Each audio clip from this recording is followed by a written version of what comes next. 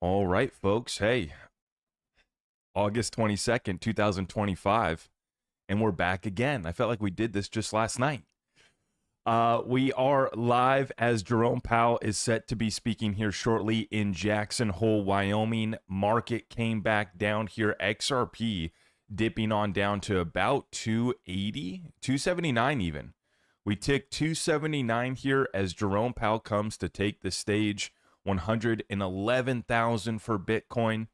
And so we basically completed the full retrace back down to the 111,000 level for Bitcoin, back down to 279 for XRP. Now, I will note, obviously not thrilled to see us break below this higher low that we'd already set earlier in the week down here at 287, right? But the good news, sorry, that was 281. I should apologize there. We came back down to 281 on Wednesday, right? Well, we've now come back down here to 279, but it's still a higher low than where we were at the beginning of August at the 272 level. So we still have maintained structure. We have basically passed through, and we're going to be passing through peak Powell FUD over the next 30 minutes or however long Jerome Powell's speech actually goes for. So right now I'm looking, XRP just popped up to 290, right? Bitcoin's back up to 113,700. So it's already popped up 2,000. But this market's moving back up already. I think that we've probably seen the worst of it. And then the other thing that we're going to be watching for is President Trump making a televised announcement from the Oval Office on Friday, today at noon Eastern. So Jerome Powell speaking here at 10 o'clock, and then President Trump's going to come 2 hours after him and follow up. Now, this is in line with what President Trump has been doing by kind of stealing the spotlight from Jerome Powell and the Fed. Every time the Fed comes out or Jerome Powell's going to give a speech, President Trump just basically drops a bomb on Truth Social right before he takes the stage, or he does a simultaneous event, like he's doing today. He's going to follow up with Jerome Powell, and I'm sure that he'll be commenting on that. Now, not expecting a rate cut, not expecting him to say that they're going to cut rates in September. So what we're going to be doing during this live session here today is decoding, reading between the lines on Jerome Powell's statements and see if we can dig anything out of them. I don't think that he's going to be taking any comments or questions. So we'll be watching, I think, him just give a speech, and then it should be wrapped up and all done as far as this peak Powell FUD and all this uncertainty that's been caused in the past week. It started with the PPI coming in hot, and then we basically been bleeding out all the way up to this. Now, I will say this, folks, already back up to 291. The market's already moving back up. Watch out. So, and I don't think that he's going to say anything that really spooks the market or shocks the market in any, in either direction. I don't think that there's anything that he's going to say that's going to cause us to tank. And there's nothing that he's going to say that's really going to cause us to, blast off, even though we've already started a relief rally. And that's why, thank goodness my son wakes me up at 5 a.m. in the morning.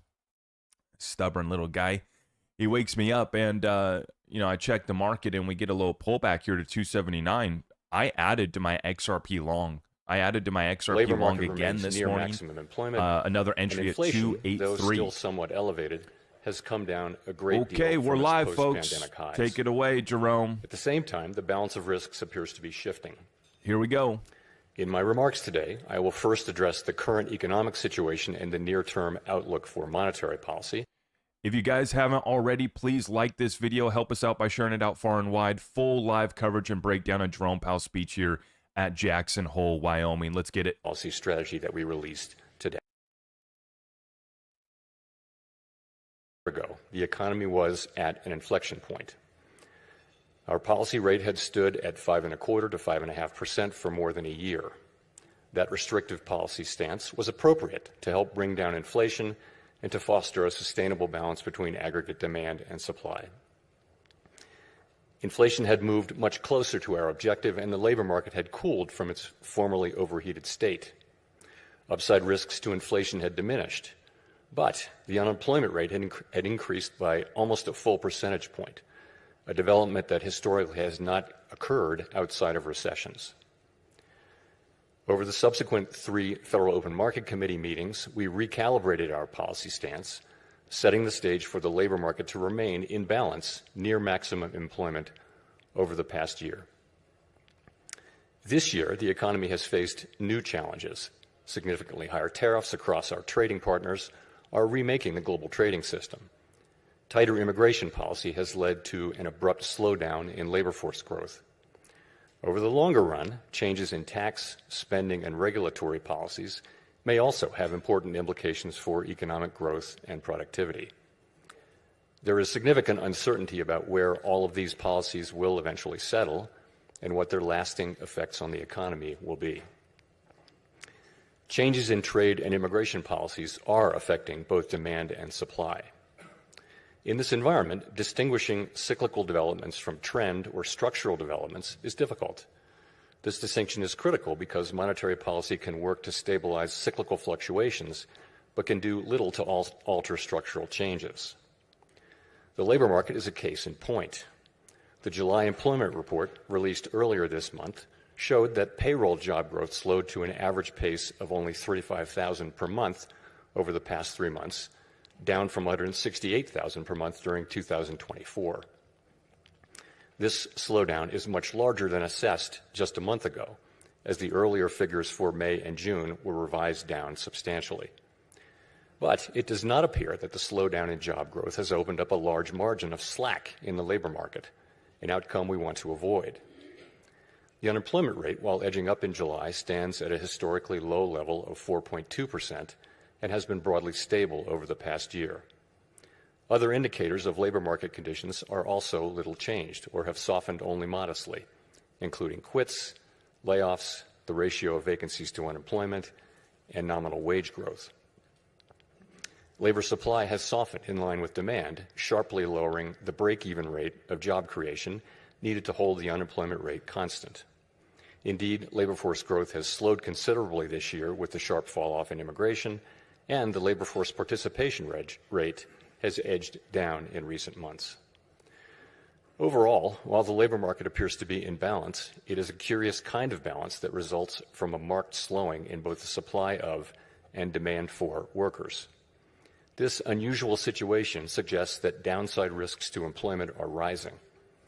And if those risks materialize, they can do so quickly in the form of sharply higher layoffs and rising unemployment. At the same time, GDP growth has slowed notably in the first half of this year to a pace of 1.2%, roughly half the 2.5% pace in 2024. The decline in growth has largely reflected a slowdown in consumer spending. As with the labor market, some of the slowing in GDP likely reflects slower growth of supply or potential output. Turning to inflation, higher tariffs have begun to push up prices in some categories of goods. Estimates based on the latest available data indicate that total PCE prices rose 2.6% over the 12 months ending in July. Excluding the volatile food and energy categories, core PCE prices rose 2.9%, above their level of a year ago. Within core, prices of goods increased 1.1% over the past 12 months, a notable shift from the modest decline seen over the course of 2024. In contrast, housing services inflation remains on a downward trend, and non-housing services inflation is still running at a level a bit above what has been historically consistent with a 2% inflation. The effects of tariffs on consumer prices are now clearly visible. We expect those effects to accumulate over coming months with high uncertainty about both timing and amounts.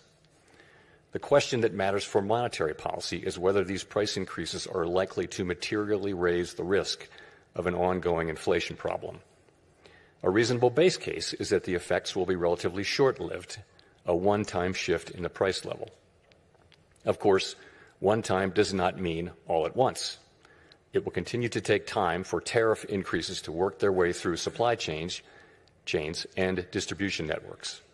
Moreover, tariff rates continue to evolve, potentially prolonging the adjustment process. It's also possible, however, that the upward pressure on prices from tariffs could spur a more lasting inflation dynamic and that is a risk to be assessed and managed.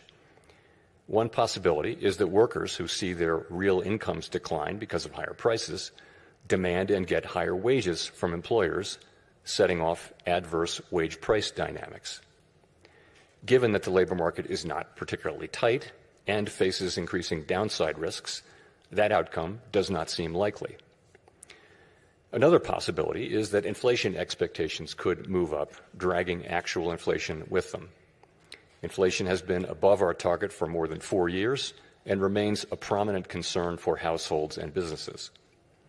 Measures of longer-term inflation expectations, however, as reflected in market and survey-based measures, appear to remain well anchored and consistent with our longer-run inflation objective of 2%. Of course, we cannot take the stability of inflation expectations for granted. Come what may, we will not allow a one-time increase in the price level to become an ongoing inflation problem. So, putting the pieces together, what are the implications for monetary policy? In the near term, risks to inflation are tilted to the upside and risks to employment to the downside, a challenging situation. When our goals are in tension like this, our framework calls for us to balance both sides of our dual mandate. Our policy rate is now 100 basis points closer to neutral than it was a year ago, and the stability of the unemployment rate and other labor market measures allows us to proceed carefully as we consider changes to our policy stance. Nonetheless, with policy in restrictive territory, the baseline outlook and the shifting balance of risks may warrant adjusting our policy stance. Monetary policy is not on a preset course. FOMC members will make these decisions based solely on their assessment of the data and its implications for the economic outlook and the balance of risks. We will never deviate from that approach. So, turning then to my second topic. Our monetary policy framework is built on the unchanging foundation of our mandate from Congress to foster maximum employment and stable prices for the American people. We remain fully committed to fulfilling our statutory mandate, and the revisions to our framework will support that mission across a broad range of economic conditions. Our revised statement on longer-run goals and monetary policy strategy, which we refer to as our consensus statement to save time, describes how we pursue our dual mandate goals. It is designed to give the public a clear sense of how we think about monetary policy, and that understanding is important both for transparency and accountability, and for making monetary policy more effective. The changes we made in this review are a natural progression grounded in our ever-evolving understanding of our economy. We continue to build upon the initial consensus statement adopted in 2012 under Chairman Ben Bernanke's leadership. Today's revised statement is the outcome of the second public review of our framework, which we conduct at 5-year intervals. This year's review included 3 elements: Fed Listens events at reserve banks around the country, a flagship research conference, and policymaker discussions and deliberations supported by staff analysis at a series of FOMC meetings. In approaching this year's review, a key objective has been to make sure that our framework is suitable across a broad range of economic conditions. At the same time, the framework needs to evolve with changes in the structure of the economy and our understanding of those changes. The Great Depression presented different challenges from those of the Great Inflation and the Great Moderation, which in turn are different from the ones we face today. At the time of the last review, we were living in a new normal, characterized by the proximity of interest rates to the effective lower bound, or ELB, along with low growth, low inflation, and a very flat Phillips curve, meaning that inflation was not very responsive to slack in the economy. To me, a statistic that captures that era is that our policy rate was stuck at the ELB for 7 long years following the onset of the global financial crisis in late 2008. Many here will recall the sluggish growth and painfully slow recovery of that era. It appeared highly likely that if the economy experienced even a mild downturn, our policy rate would be back at the ELB very quickly, probably for another extended period. Inflation and inflation expectations could then decline in a weak economy, raising real interest rates as nominal rates were pinned near zero. Higher real rates would further weigh on job growth and reinforce the downward pressure on inflation and inflation expectations, triggering an adverse dynamic. The economic conditions that brought the policy rate to the ELB and drove the 2020 framework changes were thought to be rooted in slow-moving global factors that would persist for an extended period. And they might well have done so, if not for the pandemic. The 2020 consensus statement included several features that addressed the ELB-related risks that had become increasingly prominent over the preceding 2 decades. We emphasized the importance of anchored inflation, longer-term inflation expectations, to support both our price stability and maximum employment goals. Drawing on an extensive literature on strategies to mitigate risks associated with the ELB, we adopted flexible average inflation targeting, a make-up strategy to ensure that inflation expectations would remain well anchored, even with the ELB constraint. In particular, we said that following periods when inflation had been running persistently above 2%, appropriate monetary policy would likely aim to achieve inflation moderately above 2% for some time. In the event, rather than low inflation in the ELB, the post-pandemic reopening brought the highest inflation in 40 years to economies around the world. Like most other central banks and private sector analysts, through year-end 2021, we thought that inflation would subside fairly quickly without a sharp tightening in our policy stance, as this slide will show. When it became clear this was not the case, we responded forcefully, raising our policy rate by 5.25 percentage points over 16 months. That action, combined with the unwinding of pandemic supply disruptions, contributed to inflation moving much closer to our target without the painful rise in unemployment that has accompanied previous efforts to counter high inflation. This year's review considered how economic conditions have evolved over the past 5 years. During this period, we saw that the inflation situation can change rapidly in the face of large shocks. In addition, interest rates are now substantially higher than was the case during the era between the global financial crisis and the pandemic. With inflation above target, our policy rate is restrictive, modestly so in my view. We cannot say for certain where rates will settle out over the longer run, but their neutral rate may now be higher than during the 2010s, reflecting changes in productivity, demographics, fiscal policy, and other factors that affect the balance between saving and investment. During the review, we discussed how the 2020 statement's focus on the ELB may have complicated communications about our response to high inflation. We concluded that the emphasis on an overly specific set of economic conditions may have led to some confusion, and as a result, we made several important changes to the consensus statement to reflect that insight. First, we removed language indicating that the ELB was a defining feature of the economic landscape. Instead, we noted that our monetary policy strategy is designed to promote maximum employment and stable prices across a broad range of economic conditions. The difficulty of operating near the ELB remains a potential concern, but it is not our primary focus.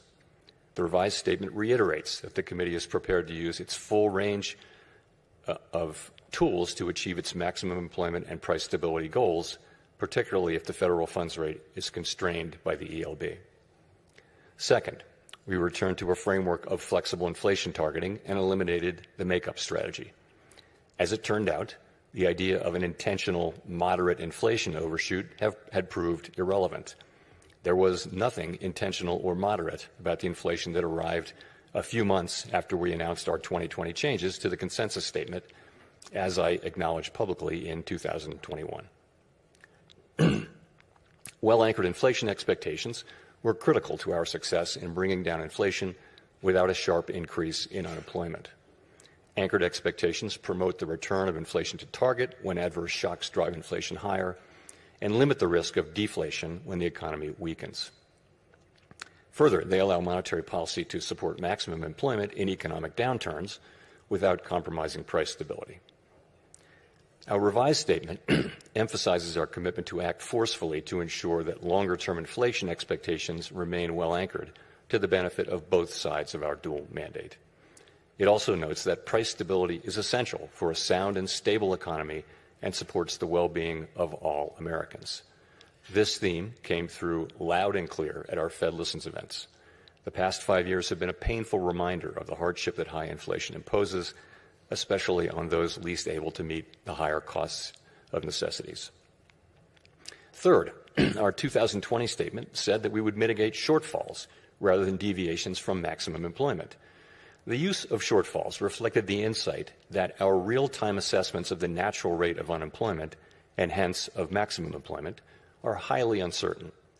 The later years of the post-global financial crisis recovery featured employment running for an extended period above mainstream estimates of its sustainable level, along with inflation running persistently below our 2% target.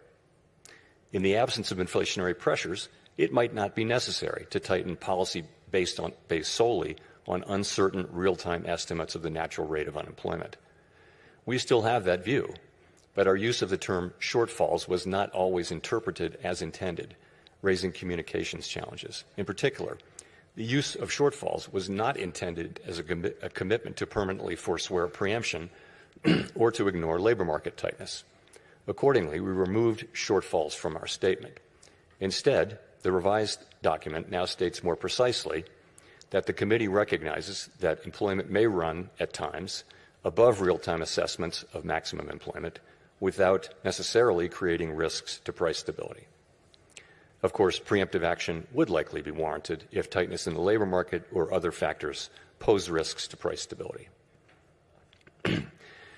The revised statement also notes that maximum employment is the highest level of employment that can be achieved on a sustained basis in a context of price stability. This focus on promoting a strong labor market underscores the principle that durably achieving maximum employment fosters broad-based economic opportunities and benefits for all Americans. The feedback we received at Fed Listens events reinforced the value of a strong labor market for American households, employers, and communities. Fourth, consistent with the removal of shortfalls, we made changes to clarify our approach in periods where our employment and inflation objectives are not complementary. In those circumstances, we will follow a balanced approach in promoting them. The revised statement now more closely aligns with the original 2012 language. We take into account the extent of departures from our goals and the potentially different time horizons over which each is projected to return to a level consistent with our dual mandate. These principles guide our policy decisions today, as they did in the 2022 to 24 period, when the departure from our 2% inflation target was the overriding concern. In addition to these changes, there is a great deal of continuity with past statements. The document continues to explain how we interpret the mandate Congress has given us and describes the policy framework that we believe will best promote maximum employment and price stability. We continue to believe that monetary policy must be forward-looking and consider the lags in its effects on the economy. For this reason, our policy actions depend on the economic outlook and the balance of risks to that outlook. We continue to believe that setting a numerical goal for employment is unwise because the maximum level of employment is not directly measurable and changes over time for reasons unrelated to monetary policy. We also continue to view a longer-run inflation rate of 2% as most consistent with our dual mandate goals. We believe that our commitment to this target is a key factor, helping keep longer-term inflation expectations well anchored. Experience has shown that 2% inflation is low enough to ensure that inflation is not a concern in household and business decision-making, while also providing a central bank with some policy flexibility to provide accommodation during economic downturns. Finally, the revised consensus statement retained our commitment to conduct a public review roughly every 5 years. There's nothing magic about the 5-year pace. That frequency allows policymakers to reassess structural features of the economy and to engage with the public, practitioners, and academics on the performance of our framework. It is also consistent with several global peers. To wrap up, I want to thank President Schmid and all of his great Kansas City staff who work so diligently to host this outstanding event annually, counting a couple of virtual appearances during the pandemic. This is the 8th time I've had the honor to speak from this podium. Each year, this symposium offers the opportunity for Fed leaders to hear ideas from leading economic thinkers and focus on the challenges we face. The Kansas City Fed was very wise to lure Chair Volcker here to this national park more than 40 years ago, and I am so proud to be part of that tradition. Thank you very much.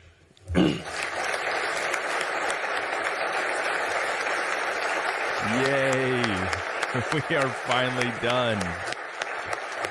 Goodness gracious, folks. Can somebody smack me? I need to wake up. Somebody just smack me up real quick. Help me wake up. Thank you very much. We'll move into the presentations. So I want to allow a minute for all of the members. Okay, I just wanted to make sure that he wasn't going to take any questions, which he is not. He delivered the speech there. It looks like I've been live for about 25 minutes, so it's just over 20 minutes on the speech here from Jerome Powell, and the markets are already back off and running. And what did I tell you guys? We already saw the worst of it. Peak Powell FUD has passed. I put out the tweet again this morning, 45 minutes ago. Peak Powell FUD has passed.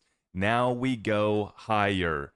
Hello, $3 XRP. Remember, we were down at 279 this morning. Guess who bought the dip? Guess who's still long XRP? Guess who's been saying that this is going to blow over? This is it. Markets are always forward looking, and markets overreact in August, and that's exactly what's taken place. Do I need to spend any time decoding that gibberish from Jerome Powell? Can you imagine living in that reality where it's acceptable for you to talk and him and ha and deliver such gibberish? Can you imagine living in that reality and that existence where that's acceptable? It's really unbelievable. These guys live in an alternative universe, to say the least. Now, I got my little sticky note with a few notes. Labor market concerns, we knew. GDP slowdown, that was a shot at Trump and this administration, noting that GDP's declined from last year, right? Last year, we were cooking, we were doing good, and then this year, we're not performing as strong. So that was a little low-key jab. A politically correct Powell delivery of a sneak diss, Tariff concerns, of course. It's a pathetic excuse, but they're still using it. Evolve. I wrote down there evolve because I thought it was funny that he said that tariffs are still evolving. Now, it's been a huge overreaction and basically miscalculation on how bad the tariffs were going to be to inflation. And we already had been warning that inflation was going to be coming back. But what we're watching right now is if you look at where the inflation was coming from, it wasn't even from goods and products that we're bringing in, right? You have a little uptick. And in the Walmart earnings report this week, they did note that too, right? Walmart coming up with excuses.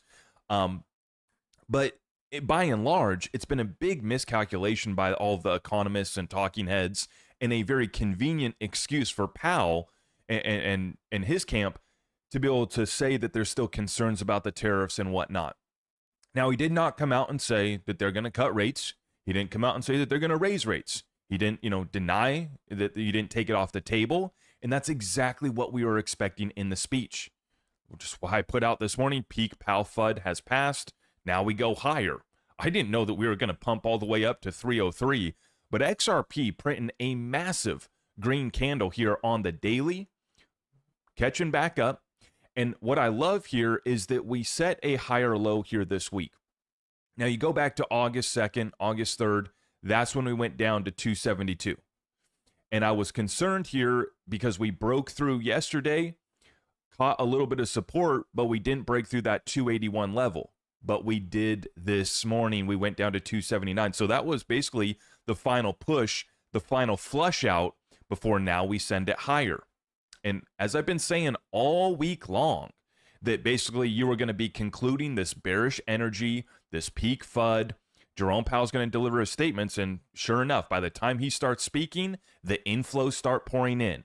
And yes, of course, this market is still heavily manipulated. And so just like all cryptos came down, the market makers were doing so to push out and squeeze out and liquidate a bunch of people. And they have been hunting me down too. I'll be honest with you guys. I was a little worried last night. I went to bed last night with my Coinbase app open on my nightstand because I was a little worried. I had just entered in my XRP long a few days ago at 291. And then we came back down here a little bit lower. And I'm watching. I go to bed and the chart was at like 283 after I get off the live show, go down. And I'm, getting in bed with the wife. And I'm thinking, oh boy. It's going to be one of those nights. I might have to set an alarm, get the notifications on. And I was woken up at 5 a.m. by my son. I come in, check the charts, and sure enough, we'd come back down to 279, and I was able to make another entry into my XRP long at 283, and I added additional margin, so I lowered my liquidation price because I knew I was going to be going live here with you guys. And I was like, I can't, my margin was tight. I didn't have much margin in there because I had, fully clipped into another position. So I didn't want to come live here with you guys and then have to, figure out how to add margin or add to my trade in the middle of a big red candle. But as expected, it went the other way, right? We were anticipating this. I didn't think that we were going to bleed out as much as we did, but we didn't lose any structure. That's what's important. And then just like that, later, I'm going to do another update later today, and we're going to go through the inflows. I'm very curious to see what the inflows were during this hour. Jerome Powell's speech started at 10 a.m. Eastern, and basically in the first 30 minutes, it'd be interesting to see, just the past 30 minutes of inflows, what that did to move XRP's price up so much. Looking at that multiplier, I'm sure that it's pretty dramatic. And so later today, I'll drop an update on the market cap multiplier this morning during Jerome Powell's speech. For those of you guys who don't know what the market cap multiplier is, you should. Because if you're thinking that XRP can't go to some of these higher prices based off market cap, this will totally readjust your thinking and understanding of how these markets actually work with hard data. Not just clickbait hopium trying to tell you what you want to hear. I'm telling you what you need to hear, which is that it doesn't take much money to come in to juice that price up substantially. And it's not a one-to-one basis on market cap growth versus inflows. So we're going to look at it, and in the next update that I drop later today, you'll see the inflows that we got this morning. It's not going to be anything crazy, but you'll see it was enough to drive us from 279 all the way up to 303 in about 20 minutes during Jerome Powell's speech. Now, we'll see where we settle off here today. Now we're at $3 for XRP. A daily close above 296 is what we want to get. And if we can hold that through the weekend and get a daily, weekly close above 296 or $3, right? That really sets us up, and the pivot is here. And I want everybody to know, there was actually somebody in the comments, and I know I was kind of acting silly during Powell's speech and everything because we were pumping and having fun, and Powell's boring. So I got to make it interesting, right? So I'm doing my dance over here, but you'll know I pointed at somebody like this. I gave her the two fingers. And it was because it was somebody who's been upset with me in the comments saying how wrong I was. And they came back, and I remember you guys. I read all your comments for better or for worse. And sometimes it's for the worse. And it's okay. I let you guys, beat me up, and I can be the punching bag when the markets come down. But I'm also the guy who still shows up. Whether it's good, whether it's bad, I still show up. And I still give you my analysis. I tell you when I'm wrong, but I'm going to keep on shooting. I'm going to keep on swinging. We're not going to stop. And I noticed somebody in the comments said, okay, Zach, I'll admit it. You were right. As we print these big green candles. And the point being, how quickly things can change. In a matter of 30 minutes, you've missed your opportunity to buy XRP at 280, to buy XRP under 290, to buy XRP under $3. Now, are we going to go back below $3? Sure, maybe we will, right? We'll go into the weekend. Volume's going to be down. Trading activity should be pretty hot, throughout the rest of today. But then it'll typically slow down on the weekend like it always does. We'll see what happens. But just think of how quickly that reality changed. And what happens if you buy into the FUD. I was thinking to myself last night and this morning, I said, way too much bearish energy out here. In the comments, on X, everywhere I look, way too much. And every time, I don't have to look at the charts. When I get that vibe check from the community, everybody's upset and sad. And obviously the people kicking and screaming the loudest, typically are the most obnoxious and out of place. And that's when we like to align, and that's when I like to go hit the buy button. And that's exactly what we did this morning. All throughout this week, we said, you're not a problem. Little pullback, we still have bullish structure. So I just want everybody to take note of who's providing real analysis, who's willing to keep on showing up. Sure, we take a shot, we get hit once in a while. That's okay, because we get back up, we stay in the game, and we don't get liquidated. And in the grand scheme of things, I can handle a pullback. Many of you guys can handle a typical pullback because we've set ourselves up not to be overinvested, to always have a little extra liquidity. When that dip comes back down, it's easy for us to hit the buy button with conviction because we've done our fundamental research. And if you've been in that camp of being in fear, uncertainty, doubt, not understanding what to do, you need to hit the subscribe button. You need to get tapped in with our community, because what you're seeing is the separation between the pretenders and the spenders, right? The people who are willing to spend more money, go long, buy more XRP, buy more good utility assets when the sales arrive, versus those who are nowhere to be seen. They go MIA when the markets come back down. The same guys that are telling you, oh, Jerome Powell's going to nuke the markets tomorrow. No, it's already passed. And I want everybody to take note of what comes next. Because if we were right about this, what do you think we're going to be right about in regards to the ETF rally too? That's right. Remember, you price it in before the event happens. We don't have time to pat ourselves on the back and say, oh, we got this one. We're already looking ahead at the next move. We're moving, okay? And the next move, as I've been breaking down here over the past couple weeks, we finish this FUD, we finish this bearish energy, we move back up to finish off the month of August. All the hedge fund managers step off the yacht to come back to the office, leave the beach house to come back to work. Retail gets more activated. The kids are going back to school, and everybody start, getting back to work here. Summertime's wrapping up. So, that's what we do, right? If you can't handle it, you go take a break, go touch some grass, enjoy your summer. But the best move was to buy the blood in the streets like we've been doing over the past couple weeks. I entered XRP long positions at 308, 302. Oh, if you went long here, I feel bad for you. Oh, you messed. 291, 280, 283 this morning. And just like that, in 20 minutes, we're back up to $3.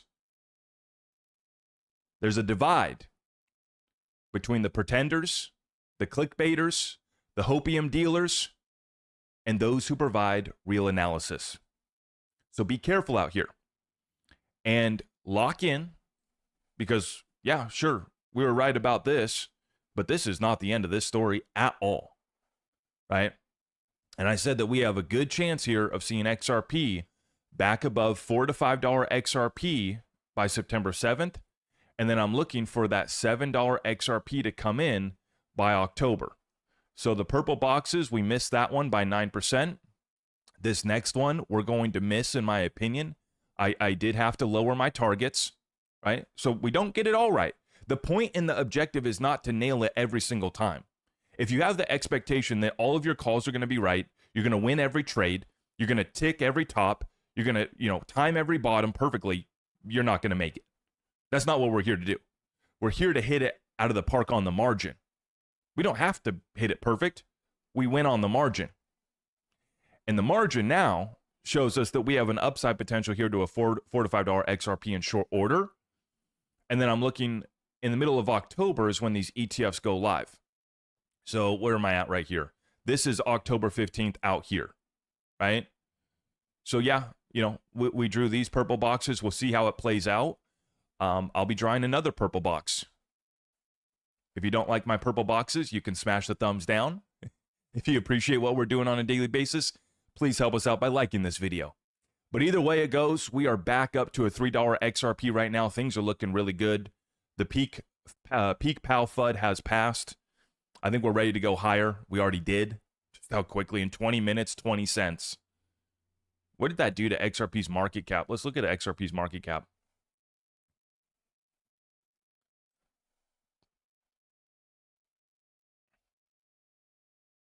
$14.76 billion. So basically almost 15 billion of market cap growth in 20 minutes. 15 billion of market cap growth in 20 minutes. Let me go to the XRP inflows. Let's take a look at this just to see what happened.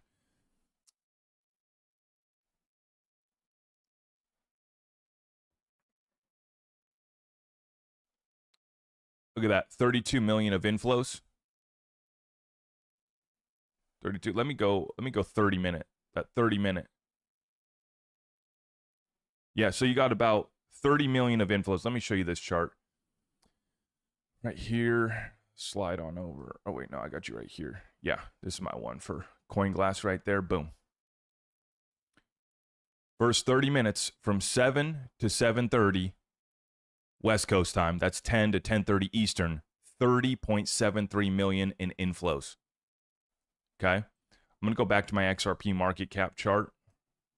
And we're going to see that full swing was, yeah, basically 15 billion. I'm just going to round off at 15 billion for easy math. So we go 15 billion divided by 30.76 million.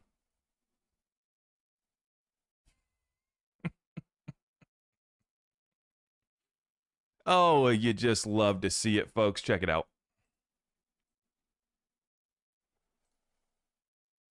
487x multiplier this morning. And see, this is why this multiplier gets so dramatic and so big, is it's a rush of inflows over 20 to 30 minutes. And it's just pouring in very aggressively. And the order book just gets bid up. Oh, Powell, did he say rate cuts? Did he say something bullish? The candle's going up. Oh no, did I miss my opportunity at 280? Yes, you did. Did I miss my opportunity at 290? Yes, you did. Did I miss my opportunity at $3? Well, it's chilling out right now. But this is what happens. 15 billion in market cap growth divided by 30.76 million in inflows. Let's go back just to double check our work. Once again, right here, 30.73 million. So it was even less in inflows. So the multiplier was actually bigger. Let's go here, right back. 488. I correct myself. We round off at 15 billion in market cap growth divided by 30.73 million. 488. 488x on your market cap multiplier.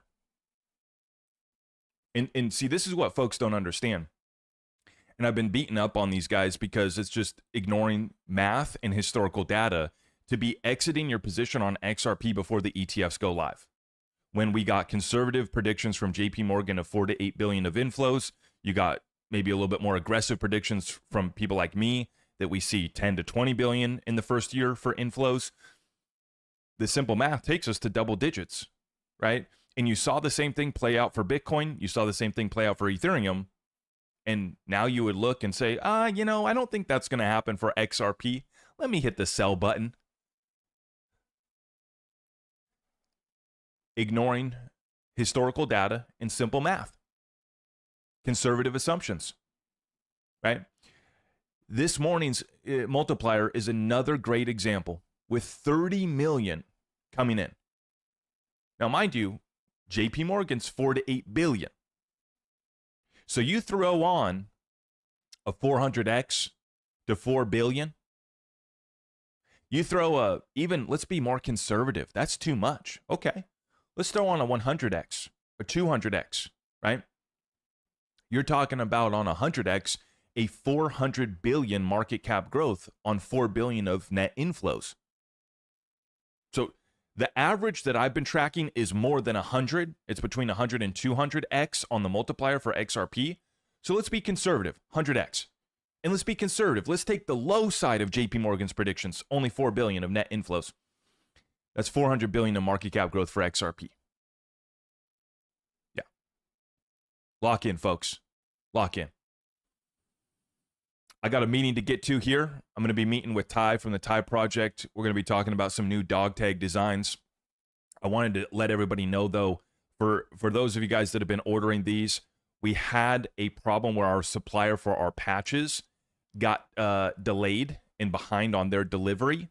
So right now we are behind on some orders. If you have any inquiries into your merch, hit us up at merch@zachrector.com. Once again, merch@zachrector.com for any inquiries, and we'll be getting back to you here today with any questions, concerns, and if any issues do happen, we'll always make sure that you get covered, right? Whether that's, getting your shipment out, sending you something else, we want to make sure that everybody's covered. And so it wasn't on our end, it was the supplier of our patches here. We just ordered another few hundred of these, and they're running behind on that delivery. So looking like they'll be in by Monday. And so by Monday of next week, we'll have a whole nother wave of orders going out. But we're already sending out a bunch in the meantime. So please, if you have any inquiries into the merch, just hit us up there at that email. Once again, merch@zachrector.com. But, we'll see how the markets finish off this Friday. And then watching that weekly close on Sunday is going to be a big one. But I think that the pivot's already here. You already saw this big 20-cent swing on XRP this morning. As long as we can close off this daily above 296, this is really good, really strong. And so stay tuned in with us. If you haven't already, make sure you like this video. Help us out by sharing it out far and wide. And subscribe, hit that notification bell so you don't miss any of our updates. Everything's at zachrector.com. I greatly appreciate your support. And if you want to get tapped in for our Discord weekly call tomorrow, we do this every Saturday at 11:30 a.m. Eastern. You sign up through Patreon to get access to Discord and take advantage. You can save 10% on your Discord membership by paying for 1 year up front. It's the only discount that we run on the Discord, but it's always there for those who want to take advantage of. Okay? Have a great day, folks. We'll see you later with another update, and then tomorrow in the Discord weekly call. Thank you. God bless.